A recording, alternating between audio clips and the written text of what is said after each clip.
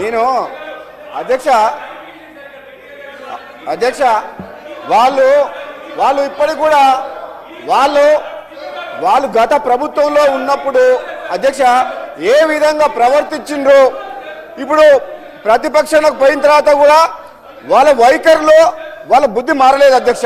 వాళ్ళ పద్ధతులు చూస్తుంటే ఒక మంత్రి, మా బలహీన వర్గాల మంత్రి పొన్నం ప్రభాకర్ గారు మాట్లాడుతుంటే కేటీఆర్ గారు అహంకారంతో కూర్చోని అంటున్నారంటే ఎంత అహంకారం ఉంది ఆ కేటీఆర్ గారికి.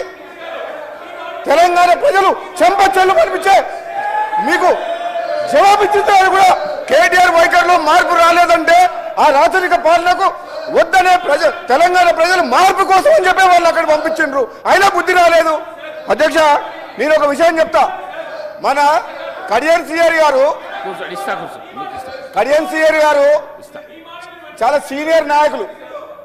ఆయన సభల మొన్న మాట్లాడుకుంటా సభల నా గురించి స్పీకర్ ఆయన అంటే గౌరవం.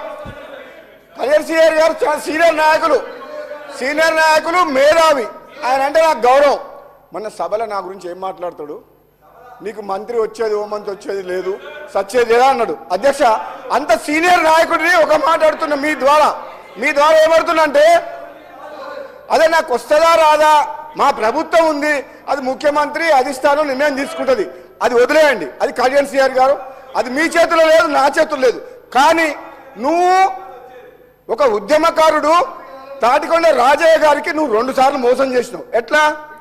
ఒకసారి ఏమో ఉప ముఖ్యమంత్రి పదవిలో ఉంటే అవమానకరంగా ఆనాడు తొలగించి ఆయన పీఠంలోకి ఎక్కిండు, ఉప ముఖ్యమంత్రి పదవి తీసుకుండు.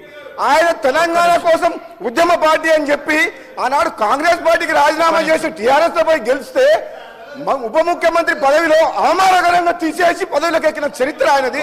రెండోసారి మొన్న సిట్టింగ్ ఎమ్మెల్యే అయిన తాటికొండ రాజయ్య ఉద్యమకారుడు, ఏనాడు తెలంగాణ కోసం మాట్లాడిన కడియం సిఆర్ గారు మళ్ళీ మంత్రి కావాలన్న ఆశతోటి మళ్ళీ ఆయన టికెట్ ఇవ్వకుండా ఎమ్మెల్యేగా గెలిచి వచ్చిన తర్వాత వాళ్ళ ప్రభుత్వం రాకపోయేసరికి ఫ్రస్ట్రేషన్ లా ఏం మాట్లాడో అర్థం కాక నువ్వు మంత్రి కాదు, నేనైతేనా కాదా తెలియదు, కానీ నువ్వు మాత్రం నీ జన్మల టీఆర్ఎస్ పార్టీలో ఉంటే నువ్వు మంత్రి కావు కడియం సిఆర్ గారు, అది మాత్రం గుర్తుపెట్టుకోను. నా గురించి అట్లా మాట్లాడచ్చు అధ్యక్ష మీరు ఒక్కసారి వినండి. రాజగోపాల్ రెడ్డి గారు ఒక్క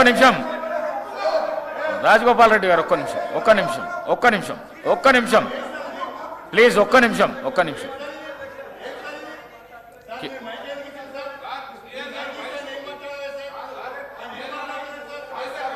కేటీఆర్ గారు లేలే, వారికి ఉన్నది, వారికి అవకాశం